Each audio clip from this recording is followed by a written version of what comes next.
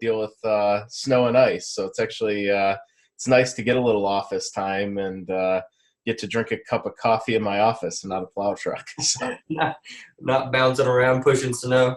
Yeah, it's we had a slow start to winter, and then it's kind of all come at once the past 4 or 5 weeks, and definitely don't have it as bad as some other people. There's I know you get west of us, like Minnesota, Montana, those guys have just gotten annihilated, really. But I've gotten hammered all year. Where are you out of again? Southeast Michigan, so I'm about a half hour, 40 minutes west of downtown Detroit, right in between Detroit and Lansing. Okay, so you still do quite a bit of snow pushing, huh? Yep. Yeah, average is about 45 to 50 inches a year, and I know we're up over 30 already. So, gosh, we've got so in Kansas City, we get little 3 to 5 inch here and there, like once every 2 weeks, and we complain about that. So, yeah, a few more things set up here. Are you planning on? You think you'll go live on Instagram or anything like that? Do you have any other videos that you're going to want me to push out later? I haven't even actually put any thought into that. Yeah. I was going to say, I didn't, this is really your content, but yeah, whatever you want me to do to help promote it. It's up to you. If it helps you, I know you kind of have a lot of content creation on the debt-free landscaper side. Yep. So it doesn't matter to me. Yeah. Cool. If you want the conversation, I'm pretty casual, pretty low key. So cool. Me too. Let's do. So we're gonna go ahead and we're gonna address. What did we say? You wanted to talk about kind of the next day approach. Yeah, I thought that was cool. I like that you actually put a name to it because I've been doing that for like a decade, but I probably would have gone over better with employees and stuff if I had like a name, not just like Mike doesn't want to spend money. Yeah, exactly. He's a tightwad. That's what everybody says around here. Oh, he just doesn't. I'm like, I don't want to spend money, but also I'm spending money. Let me show you. Yeah, that's it. It's they don't necessarily, especially further down the line, they have no idea what the budget is or where we're sitting in terms of that, and they just see the equipment they have to use. That's it. They're seeing what's on the job. We're looking at the big picture. Yep. Okay, so you want to do that? We'll obviously talk about debt-free. Sure. And then just maybe managing cash flow. That sound good? Perfect. Okay. We'll get into it. And then if you're all right with it, we'll just kind of start with a brief bio on you. Yeah. And then I do intros later. I used to try to do the intro face-to-face. Yeah. But on some of the beginning interviews, I got really nervous and would completely mess that over. So it's just like, I'll save that for later. So that's smart. That's my buddy Julio does the same thing with the Lawncare Success podcast or whatever. He's done the same thing. He found out it's easier just to do the interview and then, you edit it up later, add the intro, the outro, maybe an advertisement in the middle, exactly. and then it's good. And he's like, he also realized like sometimes you end up taking like 10 minutes of somebody else's time and blah, blah. And it's like me and him both come from a music background. So it's like there's this thing called red light fever where you can like as a musician practice things like 1,000 times you got perfect, and then you go in the studio and the red light comes on and like 10 takes and it's all terrible. None of them are keepable. And, yeah, exactly. Red light fever. On, deer in the headlights. Exactly. And also it just helps the conversation stay a little casual. And honestly, a lot of this stuff, like right now, sometimes it ends up on the podcast just because it's kind of nice for people to hear, the ins and outs of people's day as opposed to a very structured conversation. So sure. And it's Bedell, correct? Yep, Bedell. Yep. Okay, cool, man. Well, we'll jump into it. Michael Bedell, why don't you give us your origin story? Give us a brief bio, personal, and also talk a little bit about your company, how you got started, and then kind of jump along maybe some of the ups and downs, key highlights along the way. Yeah, absolutely. Thanks for having me on, Britt. So I'm Michael Bedell, owner of Bedell Property Management. I was born and raised in Southeast Michigan. Started out as just the neighborhood lawn kid, mowing neighbors' lawns. Once I got my driver's license, first vehicle was a pickup truck.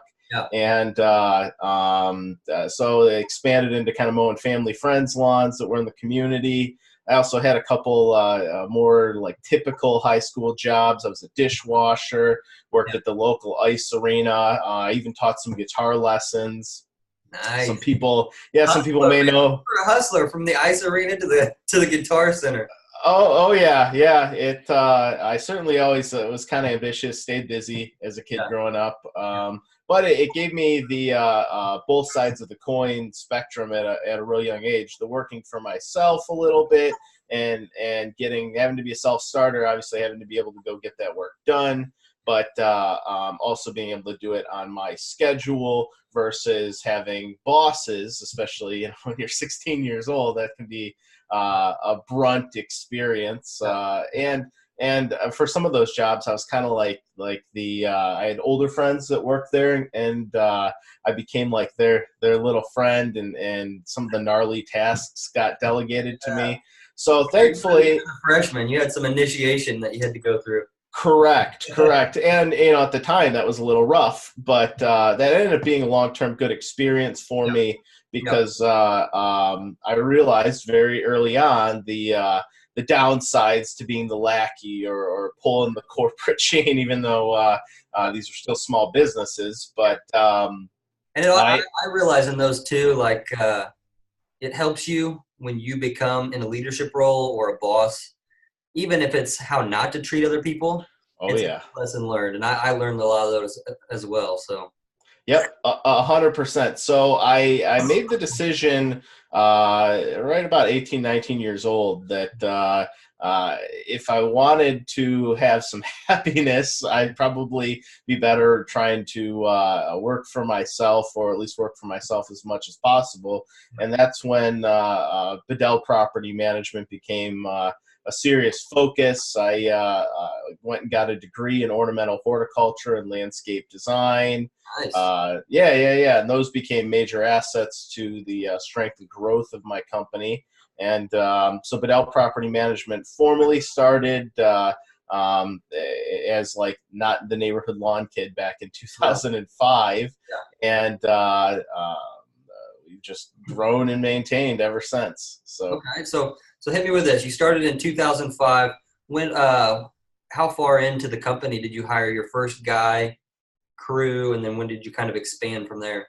Yeah, that's a great question. So the first couple of years, it was really just me kind of fitting stuff in between class. And by the time I had started going to school for horticulture and design, I knew there was now going to be a much more intense level of seriousness with this. So that was the first time maybe I started advertising, doing those type of things. And my first employee was actually my younger brother.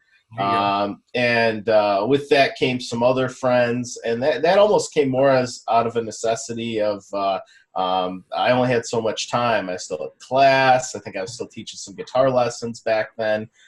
So as we had more opportunities come our way, as great as that was, I really only had so much time to do it.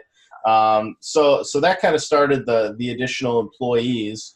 And then about the time it's that muscle of having people on board, and that's kind of my approach as well. It's like, hey, Bobby, you're not doing anything. You're sitting there playing video games. Why don't you come help me on a landscaping job? So that's it. Yeah. Yep. And so that was nice. And my brother, when he graduated, he actually was a part of the company for a while as more of like a manager. He had part ownership role in the company. And at that point, he as his buy-in, he came into the company with a truck. And that became a bought company vehicle. And so that was really the launch of the second crew. Okay. We even went to a third crew at one point. I'd say like somewhere between like 2010, 2011. And at one point we had 13 guys on staff. And that was when we were doing a lot more maintenance work. We were doing some subcontracting work in terms of mowing and maintenance for a couple larger landscape companies in the area. That was fine. It was a great way to grow the company. It gave us a bunch of experience. Long term, it isn't really what we've stayed doing. Yeah. The company's changed almost drastically since then. But there was a lot of learning lessons. How many years in, if you don't mind me asking, was that? That was like year 4 or 5 that we really I think made the jump from like 2 trucks to 3 trucks. And Got then you the started third crew. subcontracting at that time as well. Yeah. Well, we were not necessarily subcontracting out. We were working as a subcontractor. Yeah. And that I mean, that definitely ballooned our revenue as a company, and there was a lot of opportunities. The market was that was kind of the fallout of the recession, which was real hard hit here in Southeast Michigan, being that we're automotively heavy here. So the recession hit hard and it stayed long, and there wasn't really the opportunity for a lot of installation or high income type opportunities. So it was more just get what you could, and because we were younger and newer, we had lower overhead, and I think that made us appealing to some of those bigger contractors where we could perform work at a little bit cheaper costs than they could, and it created a win-win. Oh, yeah, that's perfect. Yeah, I try to stress that to some of the younger guys getting in as well. It's kind of twofold. One, a lot of times you're afraid of your competition, and I tell them, don't be. Go introduce yourself. They're going to help you. You can help them. And a lot of times you can find gaps in service coverage where you guys can refer business back and forth. We work with anywhere from 5 to 10 subcontractors. Wow. We'll pitch them business. They pitch us business. But in the beginning, it was those key relationships that really helped us take, 3 or 4 steps forward instead of 1. You make one of those. Totally. Yeah. And then I think the other thing, and obviously I'm speaking to our listeners now, not necessarily you, but one thing to keep in mind when you're addressing these subcontractors, always trying to add more value than you're getting. So yes. hey, I can pitch this guy mulch jobs, or I may do irrigation maintenance, but I don't do installs. All of those key relationships, stop and talk to every person, because that's huge.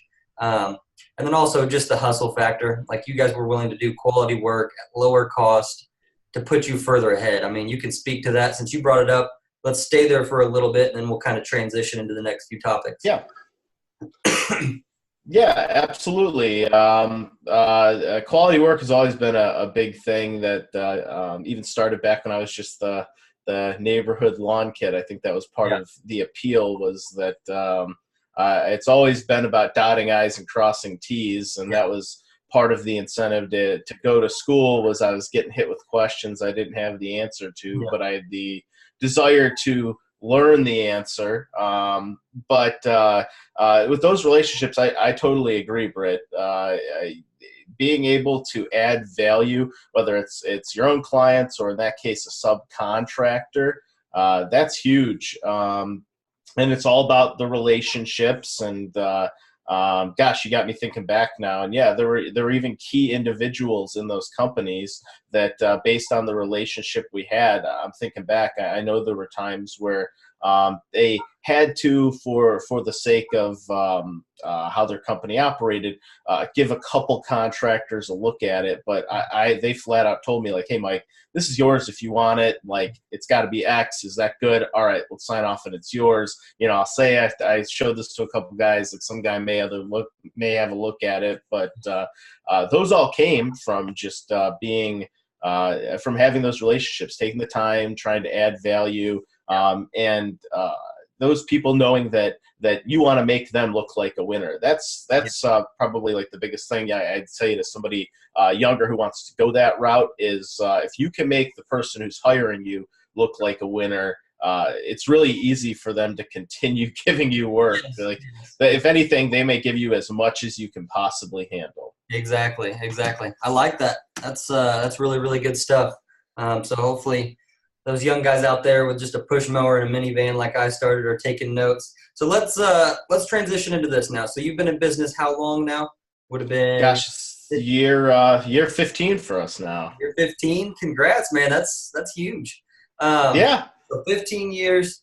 You've now started putting content on Instagram and other platforms as the debt-free landscaper. So I want to just stay here for pretty much the duration. We'll talk debt-free landscaper, what that means, what you're doing over there, and our viewpoints just around cash flow management, financing, all that stuff that Cool. kind of goes along with that. Perfect. Yeah, so debt-free landscaper actually just came from conversations with my buddy Brian Fullerton, who a lot of you guys know owns Brian's Lawn Maintenance, like 10 minutes from where we're located.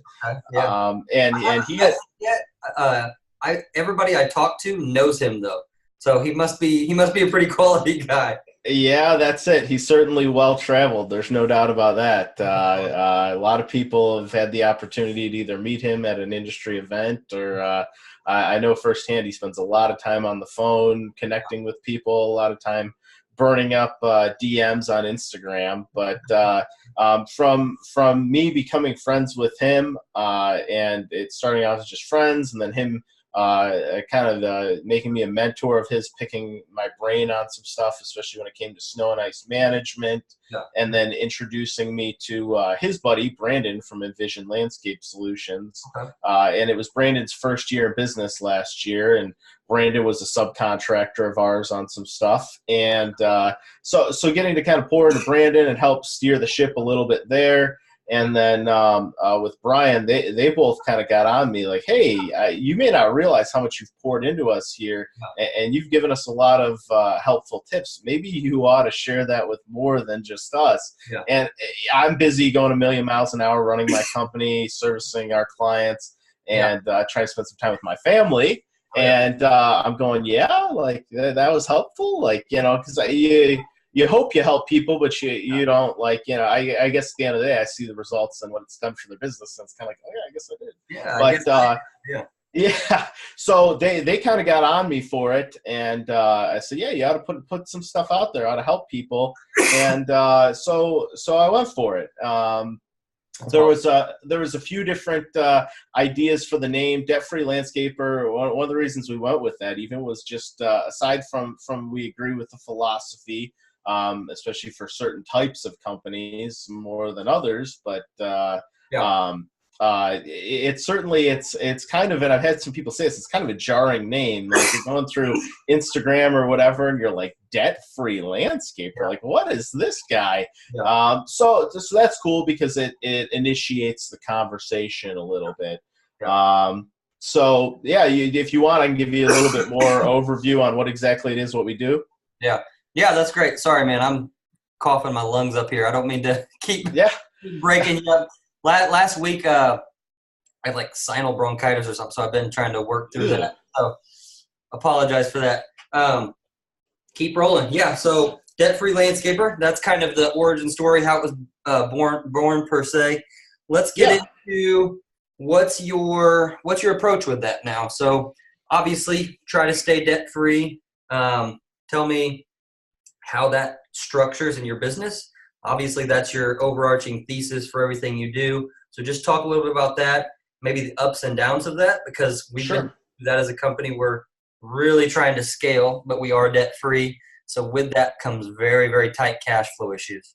It does. Yeah, absolutely. So with debt-free landscaper, we're trying to help contractors grow their knowledge, confidence, and income. And one of the big overarching pillars behind that, especially because it's more towards guys that are starting out and maybe are just solo owner operator at the point where they've just got a couple crews. And at that point, you're still a small guy in the game. And from my opinion, you've kind of got two overarching philosophies in landscaping. You're either an active owner, and you're very active, and your company is really your high income skill. And so by you spending the time there, like I know I was listening to a podcast you were doing with Corey Baylor, and he was saying a lot of guys are too quick to hop out when they're still small time. And if they spent less time on the golf course and more time invested in their business, it's your high income skill. You can use that money you make with your company to do a whole myriad of things, but you'll if you do it right, your ability to make money in that type of setup will far exceed basically any other way that you could go about making money. versus some of the companies, say, we subcontracted for, they're on the other end, where it's almost that company is just a passive investment of theirs. They've got other people in place. The owners I may only see every once in a while. And that's fine, but they likely have other investments they're doing. And at that point, you've ran into big boy issues, the whole debt-free landscaper thing. If that's how you want to run your company, great. Obviously, it can work. We all know Dave Ramsey runs, though it's not landscape related, a large company, debt-free. So it is possible. I've even met large construction companies that are debt-free and actually get to the point where they can self-insure because they've got so much cash on hand. Which is its whole own thing to speak to. But getting back to our core focus here, with small guys, it's your high income skill, and the more leverage you have in your business, leverage being debt, be it trucks, equipment, lines of credit, whatever it is, that is on a monthly basis eating into not only your cash flow but your high income skill. And so if you've got all of this money coming in, but it's all tied up going right back out, you're caught in the runaway train. And I've had some larger companies even say to me over the years that you hit a certain point and you've got to grow like exponentially to make even the same money. And so I said it on another podcast, I really believe that companies that make under $1 million a year, somewhere in the $600,000 to $1 million, it's very easy to have either a low leverage or a debt-free position. And in doing so, you just, the other end of it is you've got to know your numbers. You've got to maintain good cash flow, and you've got to have good understanding of where the money's coming and going, because your intent isn't to just finance things, or if you get in a pinch, just take out a loan, because that kind of goes against your company's philosophy in that case. Exactly. No, that's really, really good. I love that you brought up leverage. I drop the word margin a lot. I try to explain what I mean by margin, but I've always operated both my personal life and my business off of margin. And margin creates that leverage that you're talking about. And if people can kind of get a mental image, you have margin in your life that creates leverage, and that leverage is leverage for cash, time, and speed. So when you have those abilities, speed is, you can pivot and do something else, or pivot this direction and take advantage of a discount on equipment. And you have the margin and cash to do so. Correct. So those three things were huge for me, just cash, time, and speed. I have time as kind of a mental image, just because a lot of guys get in a pinch where, I'm not perfect. I've put myself in this position recently, so I can speak from experience. But if you have margin with cash and cash flow, you can sit on equipment and get what it's worth.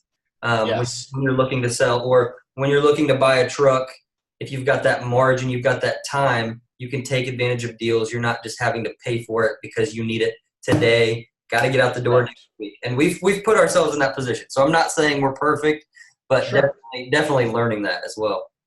Yeah, absolutely. I would believe that we're in the same boat. It's good to have goals. Obviously, we all want to try and strive for perfection. Life happens at the same time. And there was even an instance where last fall, my company, as much as I didn't want to do it, had to take on just a little bit of a line of credit to pre-order some salt. We were going to run into an issue where it may not be available to us, and I had to face the hard facts of, well, if we don't have salt, I cut our company's income to such a level that it's not really even, we'd lose money. We wouldn't even hit our costs if we didn't have that portion of the business.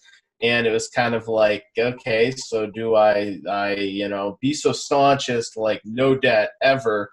Now we don't salt. Now basically I'm just going to take my company out of the game for months at a time, or do I take out, something that's a favorable loan, especially because I don't have any debt? It was really easy to get companies to fight each other and get something that worked for us. And it was to share what we did. I actually took something that was on a little bit longer of a horizon. That way it didn't tie up our cash flow.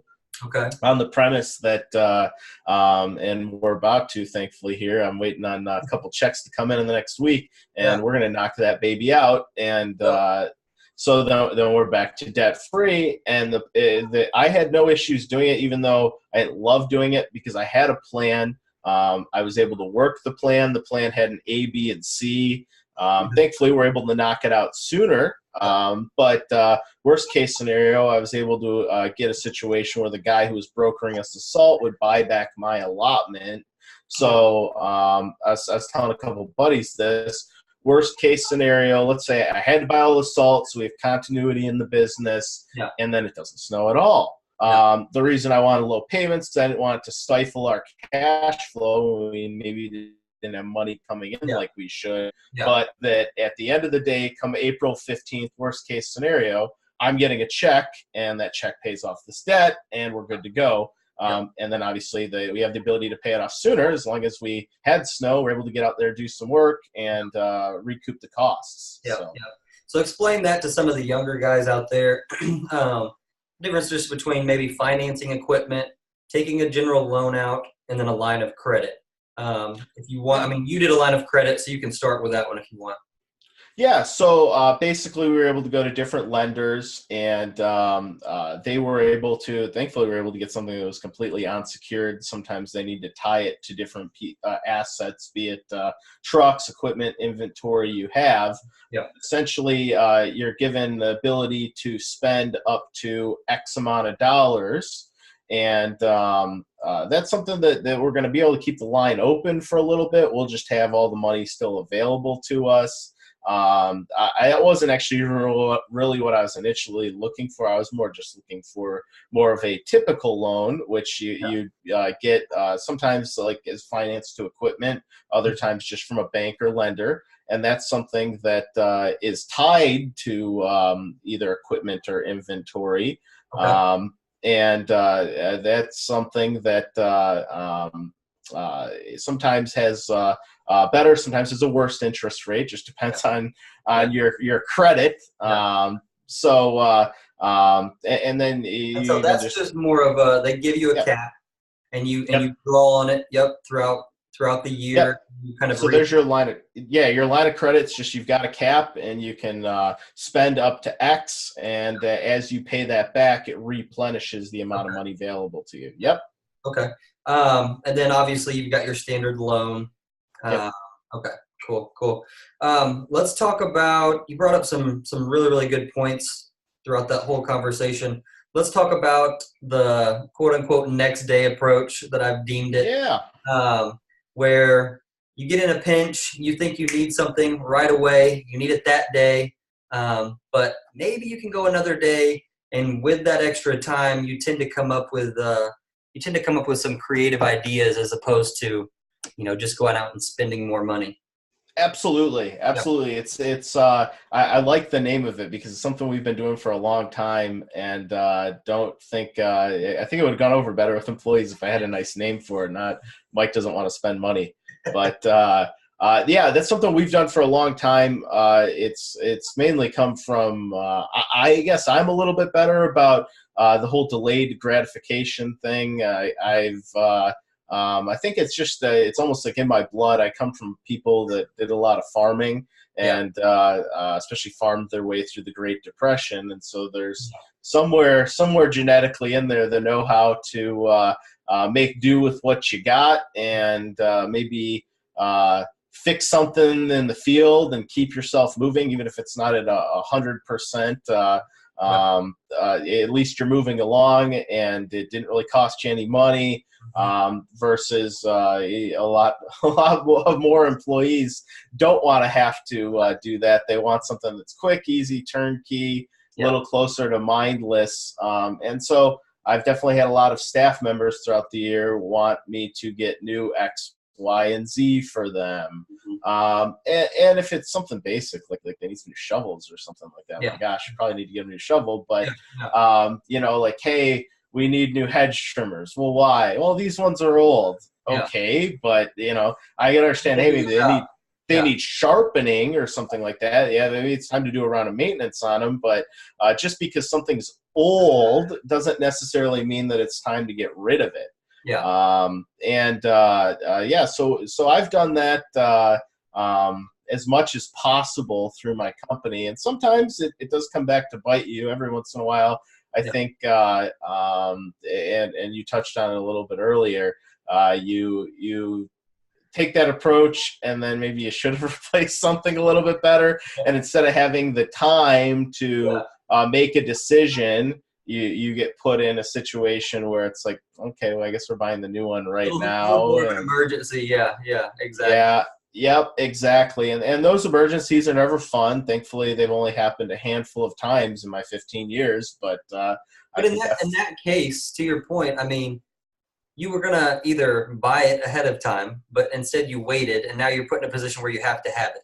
So you were going to buy it either way. It's just you gave yourself a little more time to make sure there's no alternatives. Yeah, I always stress – well, I say I always stress. They say you need to say something like 14 times for your team to actually – retain it. They hear, I believe that. Retain it after 14 times. So probably need to say it more, but just needs versus wants. That's how my wife and I run our house like that still. Like, hey, do we need this or do we just want it? And so just kind of gauging your way through both personal life and running a business. In the personal life, there's a little more cushion depending on if you're self-employed or, you're actually base salary, you might have a little more flexibility. But when you're self-employed and you're running a business, there has to be a fine line, and you have to be willing to go off of what you need, not what you want, until you get that little extra margin. Absolutely. And I even see that with some of our commercial clients, especially like in snow and ice. They're operating on a budget. We get a bad winter, like there's less ability to dig deep versus you get to like a high-end state, and we're lucky enough to maintain some of those. If they're doing an install job and they're coming along like, oh yeah, what, a fire pit would look good there. They likely have a lot more ability to just dig deep, dump into or pick into savings, and have at it. Versus businesses, unfortunately, not too many of them have that nice rainy day fund. Which is another good point that we should talk about. Hey, I just went live here on Instagram. Country Club Lawn asks a question. If we can circle back to. He wants to know, how are repayments scheduled for a line of credit? And then he asks, is it monthly? Ours is monthly. I think there's some the ones you want to stay away from are the ones that want like weekly or daily repayment. That's those are like headed towards borderline loan sharking. If you're having to take those, there's some gnarly stuff going on. I would advise against that at all costs. But if you've got a good cash position, you've got some collateral, normally payments are monthly. Correct. But you can get into some scenarios where it's a balloon payment, correct? Where it might stack up on you all at once and you just paid at the end of the year. Yeah, you can do that. I'm not necessarily. I kind of like the terms that we got. That wasn't really even offered. But yeah, I have heard of those. Okay. Good deal. Cool, man. Well, we'll keep rolling. We will, if you don't mind, going back to a little bit more of the debt-free viewpoint. So let me ask you, do you guys have, so for example, one thing that we did to stay debt-free was we managed the spikes in income. So anytime, like we have a recurring revenue through maintenance. So fertilizing, weed control, turf maintenance, tree and shrub programs. Anytime we had a spike in income for grub control, aerating and seeding, we didn't realize that money, or whatever the actual, official finance term is. We didn't realize that money. We set it aside, and that was our quote unquote rainy day fund. We would then, once we kind of felt comfortable with that, we would start allocating funds towards reinvestment for the next year. So I'd like you to speak to that a little bit, maybe figuring out, hey, here's my monthly budget, my monthly top line. Here's what I, net at the end of the month. And then any spikes in income, saving that. I would like to get your viewpoint on that. And then just kind of addressing that slush fund, or I call it an emergency fund, on both my business and personal account. So addressing just having that emergency fund, that way, worst case scenario, at least you and your family are covered for the winter, or at least you can make it till that following spring, because it's a big deal in the green industry. It is. Our spring has been non-existent. Usually we're getting 70s right now, but we've went cold from December to still March 1st below freezing. That's crazy for us. So speak to. Yeah, I saw you had guys out shoveling clients' driveways just because you've got them going and they're not putting down pre-emergent for you yet. Exactly. Yeah, we don't do any snow removal. Guys are in the office. They're tired of hearing me talk, so I'm like, well, we'll go shovel some clients' driveway. They can't do it themselves. But yeah, I know that's a lot to manage all at once. Sorry about the long-winded question, but that's all good. Handle all that and speak to that if you can. Yeah, so we deal with the same spikes in income. All of our estate and residential clientele, when it comes to maintenance services, right about this time of year, they get a landscape assessment from us. Okay. And that covers all the maintenance services from basically a spring cleanup through a fall cleanup, all the fertilizing, monthly weeding, weekly lawn mowing, all those things. And we've kind of always presented ourselves like you would see tickets to a concert or seats on a flight. It's kind of first come, first serve. Okay. And when we're sold out, we're sold out. There's really only so much of us to go around. You can always bring in subcontractors, but in order to perform the quality that's expected of us, I've found that I do have to kind of put some cap on things. I can really only effectively do so much. I try and grow that every year. It is what it is. So we hit from March, April, that money is just pouring in from prepay money. Okay. And so like you were saying, we see a huge spike in income, and then we've got other services, install jobs that maintain that income through the rest of the summer for us. But we also in our business don't realize all that money. It's not like, ooh, it's March, let's go on a spending spree. And a majority of that money gets put into our business savings account. And so it's not sitting there in the checking account to be spent. And then the other thing that helps us align where that money needs to go and when is the use of a budget, and then checking that budget. That way we're seeing how that money is being outlaid. And typically, as long as we're able to adhere to the budget, that big surplus of money that comes in is really evenly distributed to the costs of those maintenance services throughout the year, be it the supplies that go with it, the labor that goes with it, and even the kind of even distribution of flow out for just overhead costs throughout every month. So that's been really helpful to us. So we'll typically see that savings account, which, part of it is kind of a rainy day fund. It really balloons over the next 60 days for us. And then it slowly shrinks. And that puts us in a position towards the end of the year where if we've overachieved and maybe done better on expenditures than forecasted, or being able to do things more efficiently, it puts us in a position to look at reinvestment. And that's kind of the order of operations for us. I'm quicker to look at reinvestment than I am at taking money out of the business. Even though it's kind of counterintuitive being a debt-free guy, I'm actually a real big fan of Robert Kiyosaki, and I've always liked his thought process that if you're an employee, you get paid. If you're a business owner, you should be able to almost kind of not have to take money out of the business if possible.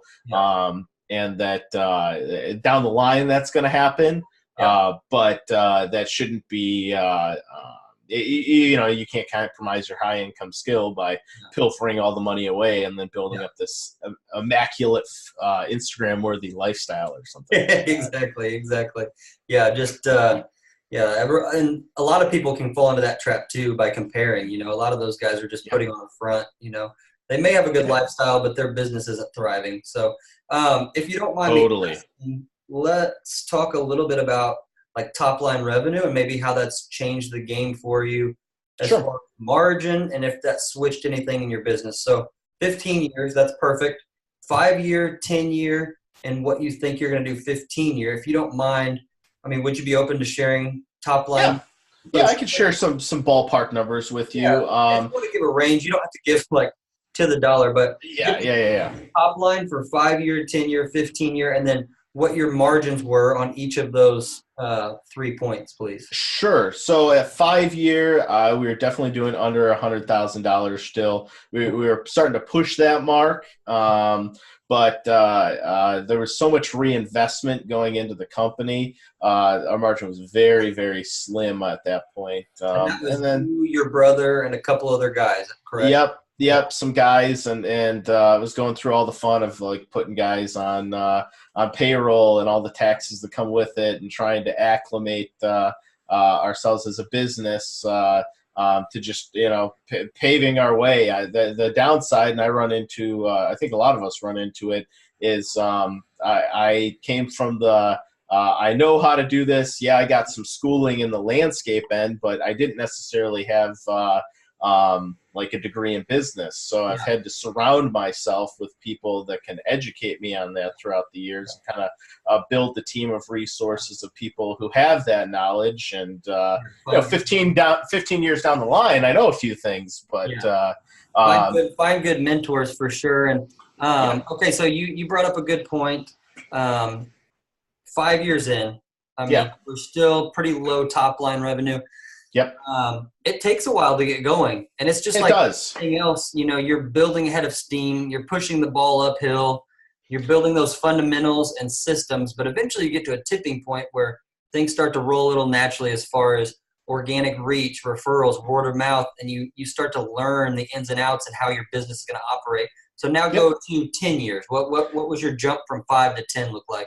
Yeah, so part of what really helped us leapfrog towards year 10 was part of what I want to say kind of held us back a little bit. Those first 5 years was I was still in school, so it was there was a lot of like trying to do stuff on weekends or half day here. So when I graduated back in 2010. After year 5, all of a sudden it was like there was no more guitar lessons or any other really side hustles. It was all in on the business. And that's where we, over the next 5 years, more than doubled our revenue. And as we started to pay off or finish purchasing a lot of the initial investments that we needed, that's where we actually finally started to see some margin. And I think that was part of the reason I was still out teaching guitar lessons and stuff like that. Was I was consciously working to like buy assets through the business, not necessarily grow my income. And so that was the first time where I was really able to actually realize money coming in, was between years 5 and 10. That through that time, I think we really kind of went through the learning curve of there's lots of opportunities for us to do different things, provide different services, but what services are going to be most profitable? Which services do we specialize in? What type of clientele do we really want to service? And I think that's what's really put us where we need to be for years 10 to 15. Good point. So you were doing it long enough. You kind of knew where your niche was, where you wanted to focus on, kind of pinpoint where those margins were best. And you probably, going to school and then doing it 10 years, found things that you enjoyed and you were more proficient at. And with that, when you're proficient at something and then you enjoy it, with that is going to come the profit. Correct. Exactly. It's kind of the culmination of everything. And I think it took us a little longer to get going because it was, tied up with school and other things and a bunch of part-time employees. And, my friends did as good of a job as they could. But, friends and musicians that aren't out on tour, their heart's not really in it. And so that only takes it so far. And I think that was managing some musicians out on the landscape. that's gotta be rough. Okay. So, sorry to cut you off, but 5-year, you had your brother, some college buddies helping, hovering around 100,000. 10-year mark, where are you at employee wise? And you said you more than doubled, so around 200, 250. Yep. So, and how many team members with you at that point? It was anywhere from, in the winter we trimmed back a little bit, maybe go to like 6, 7 guys. But there was one point I remember I didn't even realize that I had 13 guys working for me, and some of them were every day, some of them were just part time, a couple days here and there. Yeah. And I got to learn the good, bad, and ugly of that. And I think had I not had to go through that learning curve, or maybe went through it a little faster, we would have realized a little higher margin there, maybe like years 9 and 10. But that's funny. I mean, that's why I started the podcast, because a lot of guys, that's how it happens. High school or college, you're either push mowing, you're landscaping, and then you wake up one day and realize, hey, I'm in a leadership role managing 13 people. They've got families, they've got dreams and aspirations, and there's not really anywhere to turn and look other than social media or on YouTube videos, but not a lot of green industry podcasts. So hopefully we're filling that void for some people. So 5-year, 10-year. Now hit me with the 15-year top line. I guess we haven't went over margins, but I'm assuming your margins were hovering around like 30% in the beginning, maybe 50% year 10. What are they at 15 now? So year 15, we're now more up around the $500,000 a year in revenue mark. Okay. And the margins, like you said, can be anywhere in the 30 to 50% range. We probably could have the other year realized a little bit higher. We had to make some reinvestments in terms of trucks and stuff like that. And doing those cash on hand versus financing probably kept those down a little bit. If you don't mind me asking. So let's not go top line. Like your landscaping jobs, are you getting about a 50% margin on those? Yeah, those are always going to be some of our highest revenue producing and highest margin producing jobs. Okay. And that's really where we've grown into servicing more of a high end clientele. That's really been our focus years 10 to 15. So with that, as we found, we've kind of shrunk the company a little bit to service those people, and started doing a little bit more with subcontractors. And there's a multitude of reasons for that. Part of it's even just the labor market here in Southeast Michigan. But those are always our jobs that we do the best on, but we're able to recoup costs the best on. On maintenance, you're going to come across little things, and because we're dedicated, every once in a while, maybe you take the hit a little bit and don't, instead of making 50% on a job, you make 10% because there was some extra this, that, the other. And it's not really worth trying to change order on a maintenance service versus with landscaping, like I referenced earlier, like, oh, wow, fire pit would look good there. Well, there's a whole change order, some redesign, and people are much, or at least in our market, are much more willing to fork over the cash in those situations. Yeah. When it's a big undertaking, big project. Yep.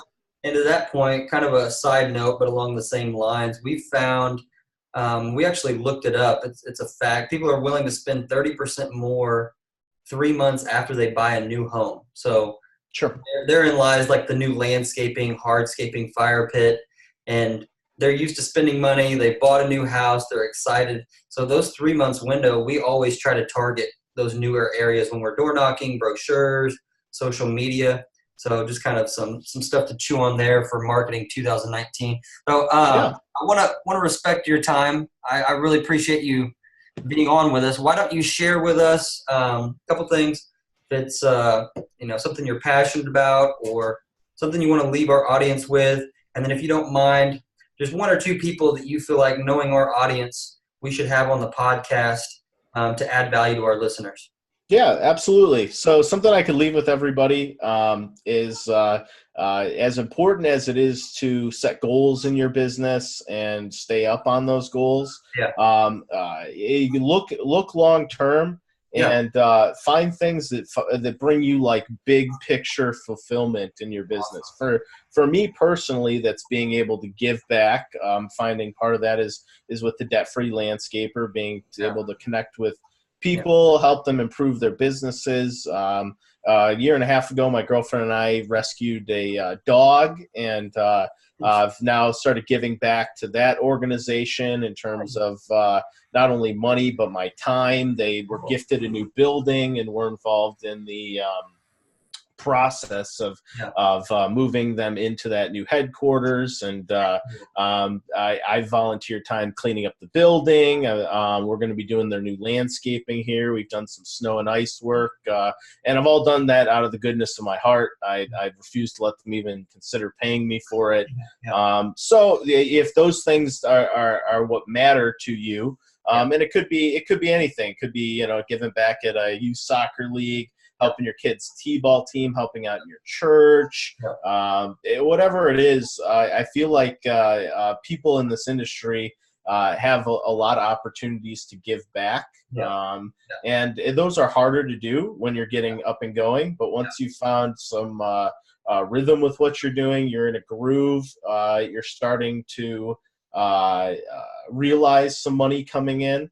Some people would be quicker to kind of take a whole bunch and be selfish with it, versus it brings me a lot of joy to be able to give back to that. So we always strive to give back, and that goes back to the margin piece. Like you have to take action, you have to grow your company. Once you get a little margin, one of the best things to do is give back to the community, give back to, your personal mission. So that's all I'm doing that.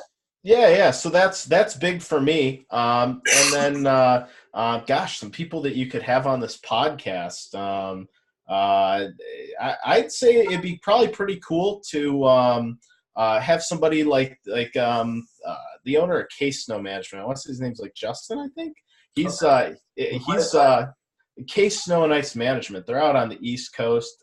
They've got an awesome operation. I definitely, even though I never attained to be that size of a company, I think it's really fascinating how doesn't seem like he's like, maybe I'm wrong, he just looks really good for his age, but he doesn't seem like he's that old of a guy, but really has figured out how to balloon out his business. And one of the reasons I think of that is I've seen them. I've known who they are for a few years. I know they were out on the East Coast, and I was actually I do some salting for Brian from Brian's Lawn Maintenance, and he's got a couple sites around here.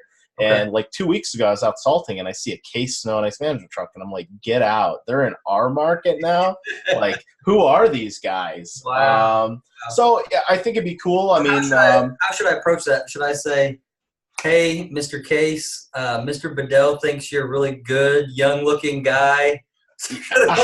Yeah, there you go. Throw me under the bus. No, I'm curious because some of the other guys that are in that like top 10 snow and ice management companies, you're talking about like Brightview, and a lot of us know they're a big publicly traded company. I don't know if you could even get anybody from there to chit chat on here. Their secretary online with us, maybe.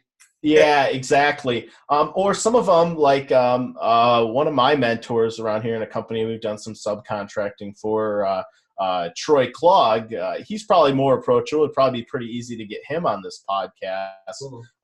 But he's definitely. Are they on the top 100 list? Are they? I'm pretty sure they are. Yeah, I think they're one of the top few on there. Wow. And so my point being, most of the guys are like veterans in there. You get to know them, and you're like, yeah, you've done this for 20 or 30 years. You worked your way up there over like a long period of time. Versus like, it seems like this guy like came in with like a very like stealth business plan. I think that would be cool to see. Like, it seems like you're trying to kind of cover the big spectrum on your podcast, from like servicing the small owner operator guys to people maybe have a couple crews, do less than $1 million a year. But I think that would be cool. Kind of like you've had some industry leader guys like Corey Ballard on. I feel like that'd be like another one on there, where somebody who's figured out different ways to kind of go big in the industry. And I know that even though that's, like I said, not something that maybe I want to attain to in my company, Be good. that doesn't mean that I don't respect that and that I don't. Yeah, there's a lot of good nuggets. Like, so what's interesting is a lot of my mentors are like big business people who've operated like publicly traded companies and stuff like that. And some of them I'm lucky enough to have as clients. And all the same problems, honestly. I mean, there's bigger numbers, more team members, but all the same problems. And we have tried to do that. We try to relate small and medium, but also give people perspective on what could be if they want to go there. And oftentimes it helps people see the pitfalls to look out for right before they get to that point. So totally. Yeah. And that was basically the point I was going to make, is those people who've operated on that big macro level, they've probably lived through the crap you're going through. And in turn, they, I know they've at least done it for me. They've had some nice nuggets. And so, whether or not you can get them out or not, that'd be pretty cool. But I when I saw his truck the other day, I've just kind of been thinking about that, of like, how big is this guy going to get? Like, are they the next Brightview? Like, this is awesome. Cool. And I think that's kind of cool. I think it's cool to be a cheerleader for the industry a little bit, and kind of cheer everybody on and cheer them to achieve their goals, because I think we all get there, like, a rising tide raises all ships. So if everyone's out there going for the W, I think that's good. You said on a podcast something about like the most successful people keep score or something like that. Yeah, winners keep score. Yeah. Yep. Yeah, I think that's huge. I think that's something, whether it's it doesn't have to be an actual scorecard, it can be a budget. Yeah. But I think, and a goals list and some other things to attain to. But I think that's it. If you're keeping score and you're cheering everybody on, go find out the guys who are like winning the championship. See what they're doing. Exactly. See what they're doing, how they're winning, and you can't win if you don't know how many you had yesterday. If you were at a 2 and you strive for a 3 the next day, that's success. That's all you can do. That's it. Keep getting after it. So, man, Mr. Bedell, you're awesome. You're the man. You're doing big things. Like I said, I really appreciate your time, and I know our audience got a lot of good content out of this. So I thank you a lot. I appreciate it. My pleasure, man. It's always great chatting with you, and I appreciate what you're doing with the industry, man. So keep it up. Yeah, I will see you around soon. Hopefully, are you going to be at the expo? Yeah, GIE. Yes, sir. Oh yeah. I will 100% be there. I've definitely committed to that. So. Yeah, me too. If you're okay with it, let's plan on meeting up. Yeah, I'd love to. I would love to do that. Cool, man. All right, well, we'll see you there, and like I said, appreciate it. We'll talk to you over on Instagram. Sounds good, man. Have an awesome day. All right, see ya. Keep at it. Bye. Bye now.